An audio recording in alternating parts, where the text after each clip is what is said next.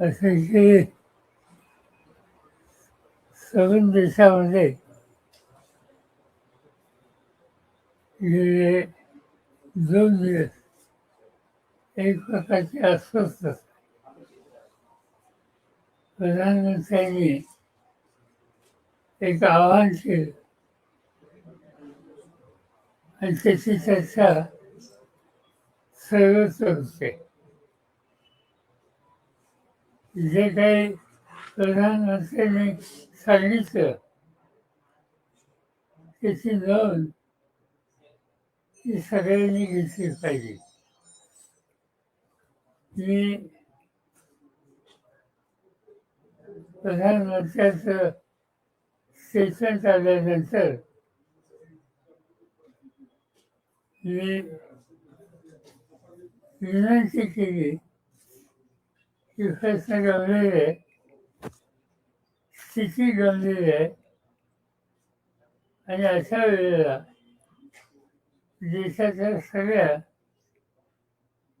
पक्षाच्या नेत्यांची बैठक ही अनेकदा पण क्रायसिस असला तर दिल्लीला बोलवतो तशी बोलवावी आणि त्याला प्रधानमंत्र्यांनी स्वतः हजर राहावं. याच्या आधी गेली 3-4 वर्षात सर्व पक्षीय बैठका या झाल्या, पण त्याच्या एकाही बैठकीला प्रधानमंत्री नसते. कधी राजनाथ सिंग होते, कधी आणखीन कोणी होते. पण एकंदर अर्थव्यवस्थेवर किती गंभीर परिणाम होईल हे जे मुख्यमंत्री प्रधानमंत्री सांगायचं व्यक्त करतायत त्याची तितक्याच गांभीर्यानं सगळ्यांनी नोंद घ्यावी आणि त्यासाठी त्यांची उपस्थिती ही अत्यंत महत्त्वाची आहे. आज मी सकाळपासून या संधी मिळेल त्यावेळेला टेलिव्हिजनवर बघतोय कुणी मोटरसायकलवर जातोय, भयंकर आहे, कुणी चालत जातोय आपल्या ऑफिसला. एकाने तर जाहीर केलं की मी म्हणते आहे पण माझ्या गाड्या मी कमी केल्या. त्या 17 होत्या, आता 17वरून आम्ही 8 वर आलेले आहोत. म्हणजे मला तर धक्काच बसला की 17 गाड्या यापूर्वी कशासाठी होत्या हे काही मी समजू शकतो. आणि कमी केल्याच्या नंतर त्या 8 वर आणल्या. त्याचा अर्थ या सगळ्याकडे बघण्याचा दृष्टिकोन हा अधिक गांभीर्याचा असला पाहिजे हे याच्यामधून स्पष्ट होते. कधी अशी स्थिती या देशात झाली नाही असं नव्हतं. पण ठीक आहे, त्याच्या अधिक चर्चा न करता एकंदर देशाच्या अर्थव्यवस्थेवर आणखीन काळजी करावी अशी स्थिती येऊ नये त्यासाठी या ठिकाणी या प्रश्नावर सगळ्यांनी सहकार्य करावं. हे ज्यावेळी मी सांगतो त्यावेळेला मुख्यमंत्री आणि अन्य घटकांनी सुद्धा आपली भाषा ही लोकांनी याच्यात सहभागी व्हावं यासाठी पोषक असले पाहिजे. मी महाराष्ट्राच्या मुख्यमंत्र्यांचं काल आणि आज स्टेटमेंट पाहिलं. त्याच्यामध्ये उदाहरणार्थ राहुल गांधींच्या संबंधी त्यांनी जे शब्द वापरले मला स्वतःला ते अयोग्य वाटतं. राहुल गांधी हे विरोधी पक्ष नेते आहेत आणि तेही संसदेत. विरोधी पक्ष नेता ही एक कॉन्स्टिट्युशनल पोझिशन आहे. हे फळ आहे आणि ते लोकसभेचं आहे आणि त्यामुळे सिंगल सवारीची भाषा या पदावर असलेल्या व्यक्तीच्या संबंधी साळली तर ऑफिसेशन लोक अधिक गांभीर्याने घेतात आणि ते घ्यावी अशी अपेक्षा आहे. या संदर्भात आणखी मला काही बोलायचं नाही. या बाबतीत तुम्हाला काही विचारायचं असेल तर जरूर विचारू. सर, रुपया आपला जो आहे तो खाली येतोय सतत जो आहे तर, आणि एकूण जागतिक परिस्थिती युद्ध जे आहे ते अजून सुरू आहे, तर हेही कारण आहे असंही सरकारकडून सांगितलं जातं. असं आहे, रुपया त्याची किंमत $20 ही खाली येते. ती काय येते त्याचा विचार करायला पाहिजे. हे खरं आहे की हा जो इराणचा इश्यू आहे त्याचा काही ना काहीतरी दुष्परिणाम हा आहे, पण तेवढाच आहे का? आणि तेवढाच हा असेल तेव्हा हा निर्णय घ्यायला इच्छा उशीर झाला होता. ज्या दिवशी निवडणुकीचे निकाल लागून गेले त्या दिवशीपासून हे सगळे निर्णय घेतले. निवडणुकीच्या प्रक्रिया चालू होती त्या काळात हे गांभीर्य देशाच्या नेतृत्वाला आलं नसतं. त्या सर्व निवडणुकीच्या काळामध्ये कधीही या पद्धतीची जनतेमध्ये जागृती करावी हा विचार आला नाही. इनफॅक्ट मी कालचा परवा हे बघत होतो की सोमनाथाचं मंदिर जे आहे त्या सोमनाथाच्या मंदिराला 75 वर्ष झाली म्हणून प्रधानमंत्री तिथे गेले त्याच्यातले काही तक्रार करायचं कारण नाही, पण ते मंदिराच्या तिथं बसले आणि एअरफोर्सची 6 विमान ही वरून जाऊन त्या कार्यक्रमात सहभागी झालेली होती. म्हणजे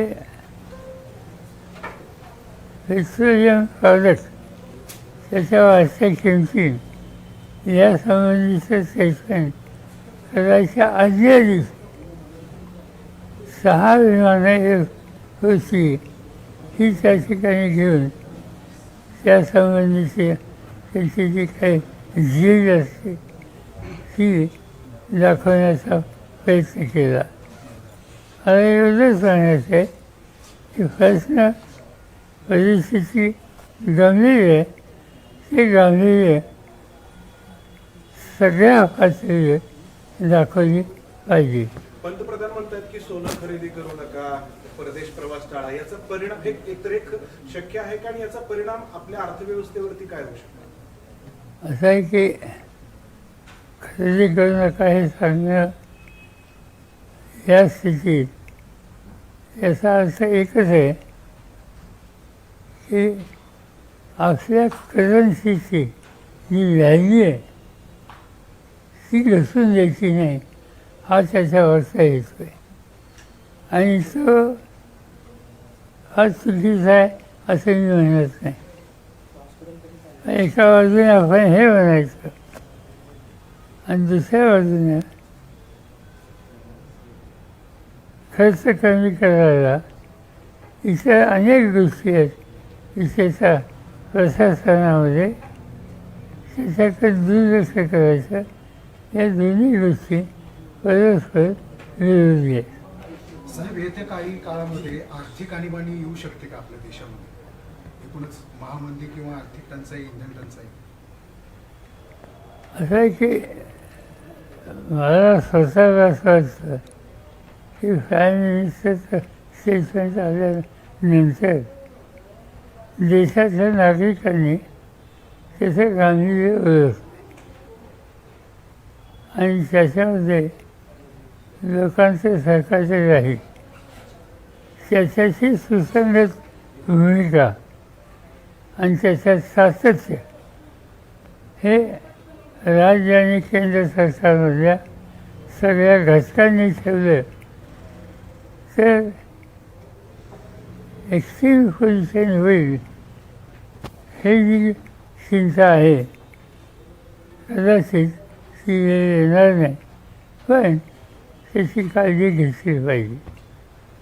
तुम्ही पंतप्रधानांच्या आव्हानाला प्रतिसाद देणार आहात का? देणार असाल तर तो कसा? कारण असं दिसते राज्यभरातल्या सगळ्या नेत्यांनी त्यांच्या गाड्या बदलल्या, कोणी इलेक्ट्रिक वापरते, कोणी टू व्हीलरवर जाते, तुम्ही म्हटलं तसं कोणी पायी जाते. तर हे केवळ प्रसिद्धीपुरतं आहे की यानं खरंच काही फरक पडतो आणि तुम्ही तसं काही करणार आहात का? हे माहिती नाही आता हे किती दिवस टिकणार आहे आणि ते सिंबॉलिक 1 दिवसासाठी 2 दिवसासाठी असेल तर काही फरक पडणार नाही. पण खरंच पाहणार म्हणजे आता आज मी पाहिलं देवेंद्र फडणवीस मंत्रालयामध्ये मोटरसायकलवरून आले, तर उद्यापासून मंत्रालयामध्ये ते मोटरसायकलवरूनच आले तर अधिक गांभीर्याने घेतले. असा प्रश्न राहिला माझ्या पुढचा. मला जे काही ज्याला इंग्रजीमध्ये फेस परसेप्शन म्हणतात त्याचा अभ्यास आम्ही करत नाही, इंटेलिजन्स डिपार्टमेंट करतं.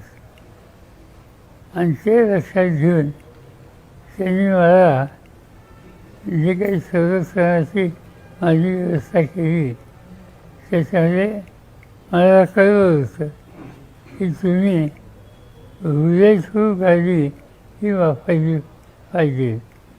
आणि बुलेटप्रूफ गाडी मला पाठवली, मुंबईला पाठवली, दिल्लीला पाठवली, इथं पाठवली.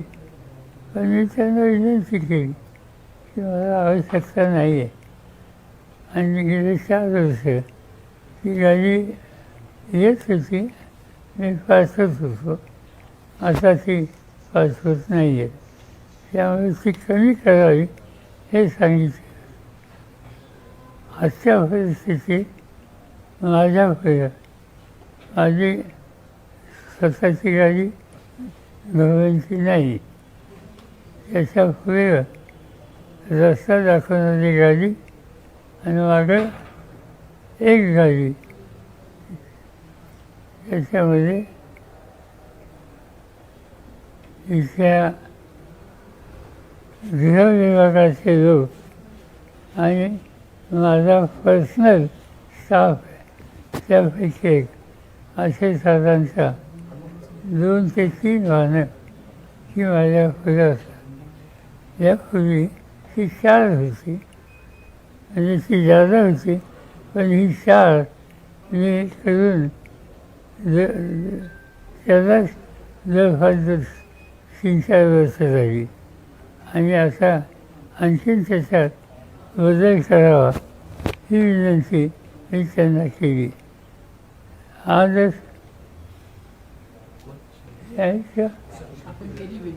नाही त्यांचं उत्तर आले. होय. हे वाचून दाखव त्यांना त्यांना द्या. हं? सर्व PSO करिता सूचना आहेत की सध्या माननीय पंतप्रधान साहेबांनी इंधन बचतीकरिता त्यांचा ताफा कमी केला आहे. त्या अनुषंगाने बरेच VIP आपल्या वाहनांचा ताफा कमी करण्याची शक्यता आहे. त्यामुळे वाहन ताफा कमी करताना किंवा तशी परिस्थिती निर्माण झाल्यास VIPच्या सुरक्षेमध्ये कोणतीही तडजोड होणार नाही व आपली उपस्थिती कमी होणार नाही याची काळजी घ्यावी. हे कुणी कळवलं आहे? विशेष सुरक्षा विभाग मुंबई. विशेष सुरक्षा विभाग मुंबई यांनी माझ्या सहकार्याने कळवलं. म्हणजे याच्या बाहेर आम्ही गेलेलो नाही. आम्ही जातो आहे त्याच्या बाबतीत त्यांनी आम्हाला त्यांचं मत स्वच्छ या ठिकाणी कळवलं आहे. तर तुम्ही म्हटलात की सर्वपक्षीय बैठक बोलवावी आणि त्याला मोदींनी यावं. मोदी थेट लोकांशी बोलतात मात्र सर्वपक्षीय बैठकीला येत नाही. याचा काय परिणाम होतो एकूण निर्णय प्रक्रियेवर? सिरियस आहे. पार्लमेंटमध्ये सुद्धा ते कुठेच येतात. म्हणजे विश्वासाचा ठराव, अविश्वासाचा ठराव, राष्ट्रपतींचं अभिभाषण असे 2-3 जर ऑकेजन ठेवले तर ते फारसं कधी येत नाही. मागच्या 7 सेशनमध्ये राज्यसभेत एक दिवस सुद्धा ते आली असं आम्हाला पाहायला मिळालं नाही.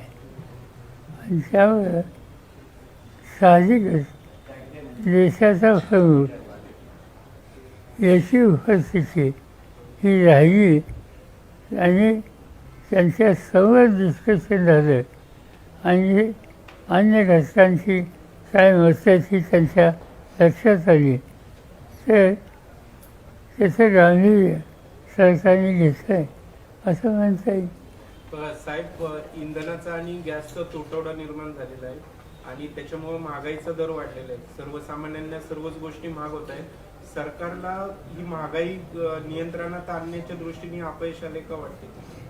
असं एकदम हा निष्कर्ष लगेच काढणं योग्य नाही. या इश्यूची सुरुवात कुठून झाली? या इश्यूची सुरुवात झाली इराण आणि तिच्याच्या आणि विशेषतः लेबनॉनवर अजूनही अटॅक जे चालू आहेत त्या सगळ्यामुळं त्या भागात एक प्रकारचं चिंतेचं वातावरण आहे. इनफॅक्ट आपण इथून इंग्लंडला जातो कोणी भारतीय तो बाहेर इराणच्या जवळून जातो, तो रूस जाते. पण ही स्थिती झाल्यानंतर इराणची आणि अमेरिकेची तेव्हापासून तो रूल बदलला आणि लांबचा रूल हा घ्यावा लागला. आणि लांबचा रूल घेण्यानं फ्युएल कन्झम्पशन वाढते, प्रवास महागात होतो आणि त्यामुळं या स्थितीमुळं ते घडलेलं आहे. मी त्याचा दोष भारत सरकारला देणार नाही. साहेब, देश पातळीवरती आणि एक मुद्दा जास्त चर्चेत आहे सध्या, तो नीट परीक्षा जी रद्द झाली त्याच्यामुळे साधारण 22 लाख मुलांचं नुकसान झाले. त्याच्याबद्दल CBI इन्क्वायरी सुरू आहे. मात्र यापूर्वीच्या नीटच्या परीक्षेच्या बाबत जो CBIनं तपास केलेला होता त्याचाही खुलासा नाही. आता ही परीक्षा कधी होईल तेही स्पष्ट नाही. विद्यार्थ्यांचं भविष्य आधांतरी आहे आणि त्याच्यावरती सगळीकडून आवाज उठवला जातो. ते खरं सांगायचं म्हणजे यापूर्वी 1-2दा हे घडलं आणि ते घडलं असताना आवश्यक ती काळजी घेतली नाही हे आता स्पष्ट झाले.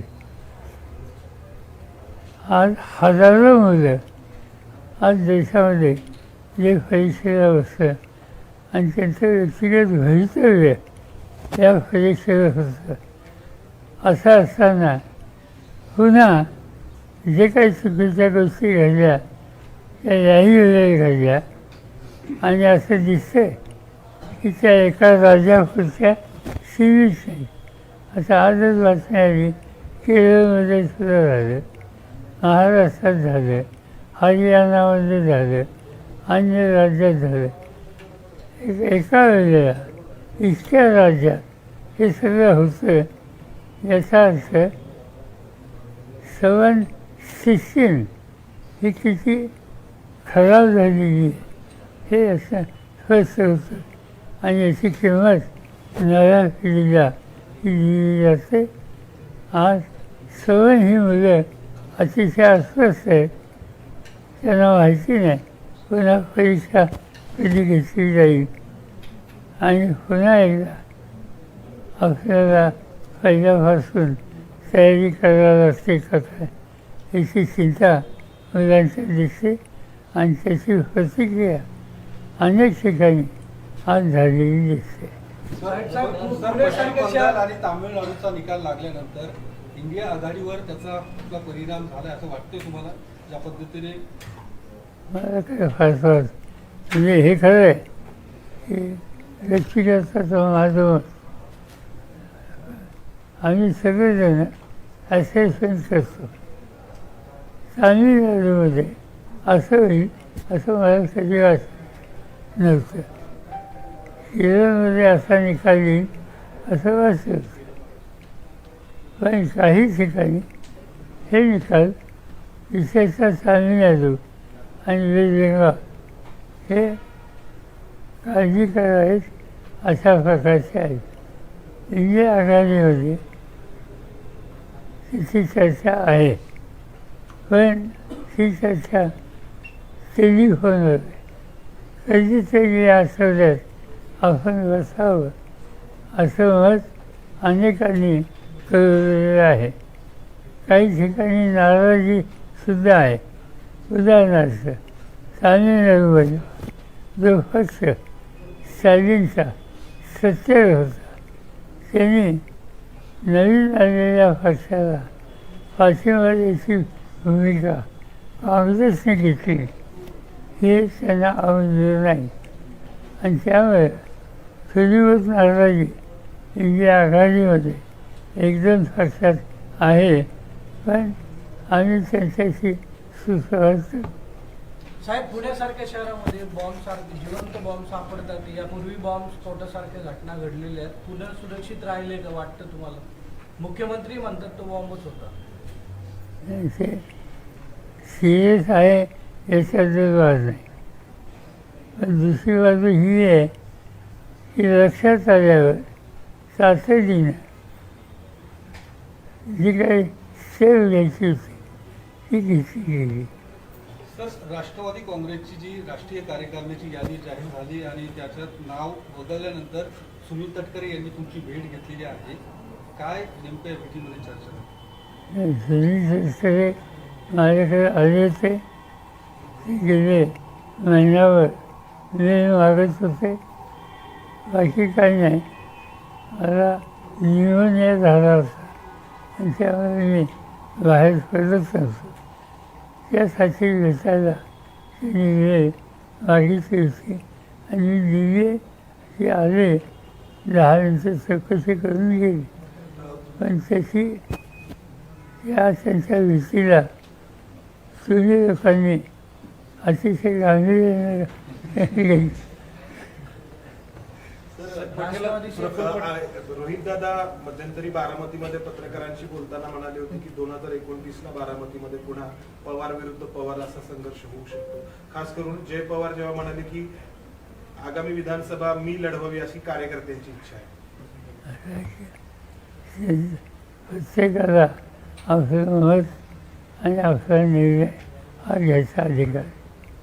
तुम्ही काही या सगळ्या तुम्ही एकत्र सगळ्यांना बोलवलं होतं, काही सल्ला दिला?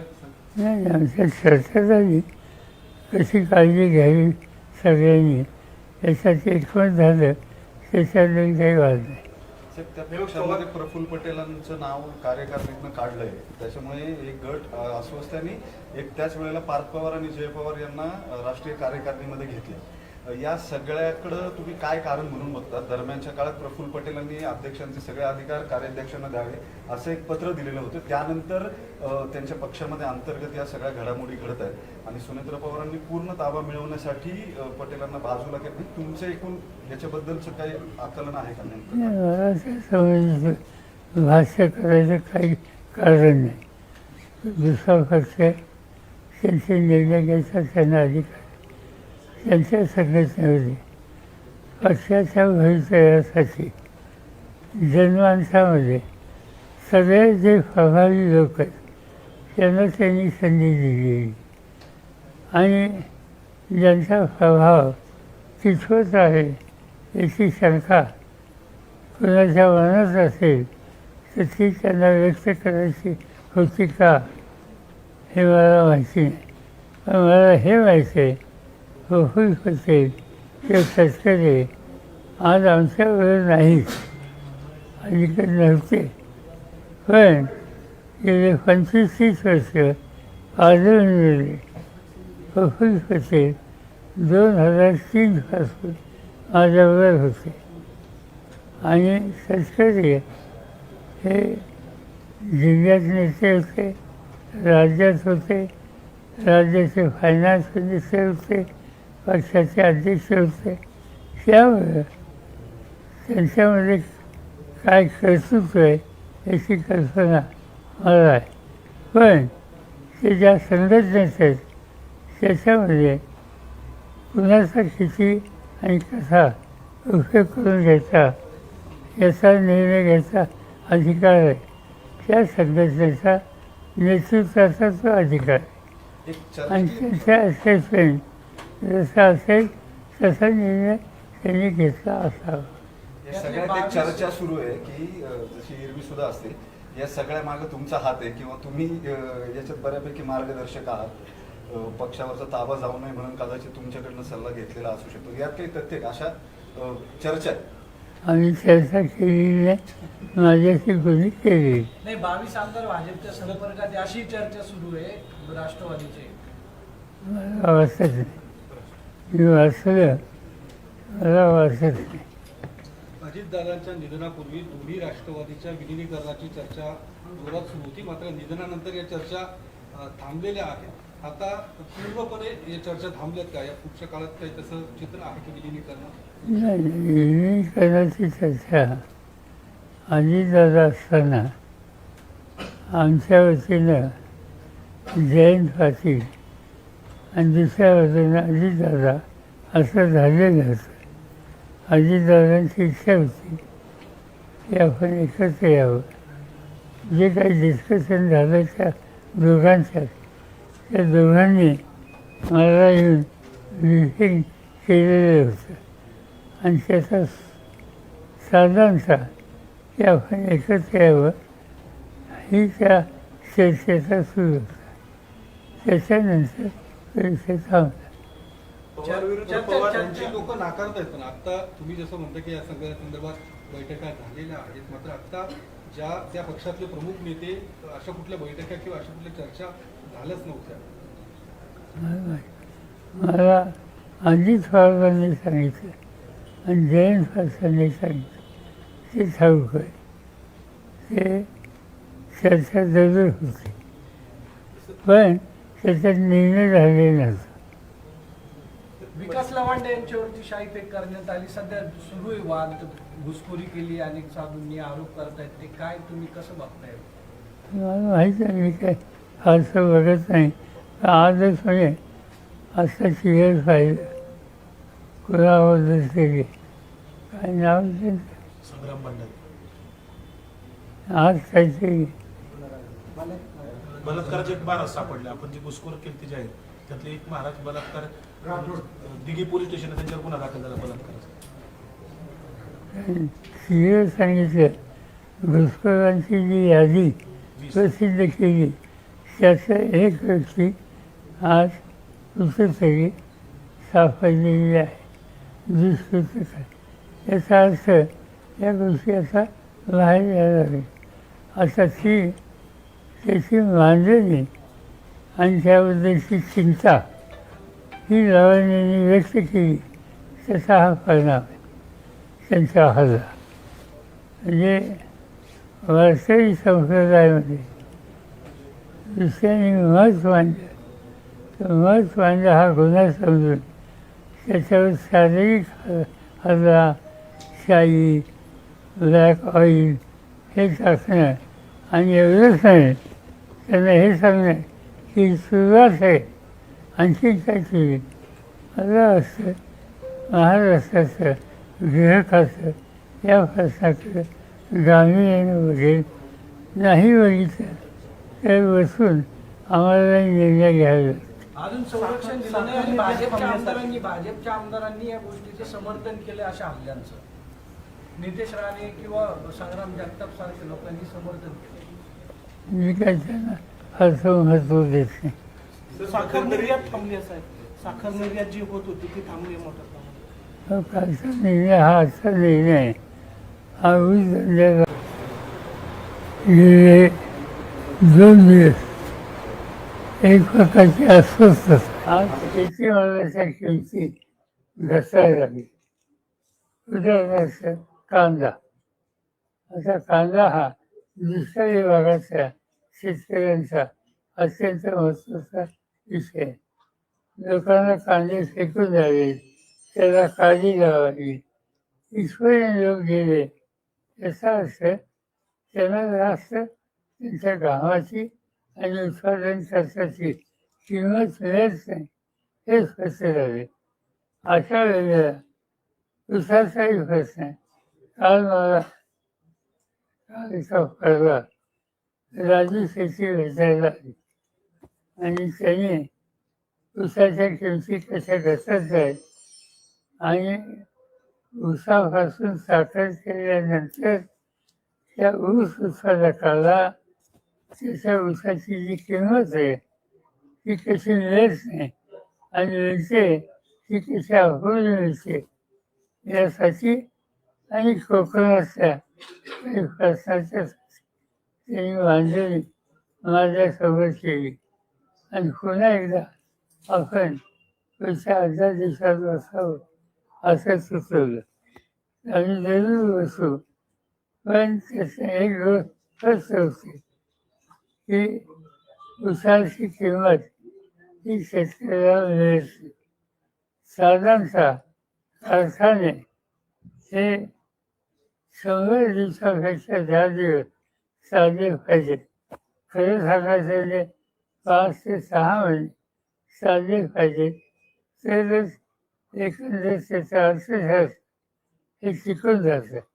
पण असा 300 दिवस 100 दिवस सुद्धा कारखाने चालवत नाही. आणि त्याची जी कारणं आहेत त्याच्यामध्ये ऊसाचं उत्पादन हे एक आहे आणि मुख्यतः ऊस उत्पादकांना वेळेवर त्याची किंमत मिळत नाही. त्याचा परिणाम हा उद्या चालू होईल आणि म्हणून तो परिणाम टाळायचा असेल तर उत्पादकाला चांगली किंमत देणं वेळेवर देणं याची आवश्यकता होती. याच्याऐवजी साखर निर्यात थांबवणं याचा अर्थ आणखी किमतीच्या बद्दलचे प्रश्न निर्माण करणं हे धरून केंद्र सरकारने घेतलं आहे आणि ते ऊस उत्पादकांच्यावर घातक आहे. महाराष्ट्र देशाचं 2 नंबरचं साखरेचं उत्पादन करणारं राज्य आहे आणि त्यामुळे त्याचे दुष्परिणाम इथं अधिक. त्यामुळे फर्टिलायझरचा पण एक प्रॉब्लेम होतो. मला येणाऱ्या काळात शेतीवर काही सर्वच एकंदर खतं उत्पादन सर्व प्रकारची या सगळ्यावर परिणाम होईल असं दिसतं.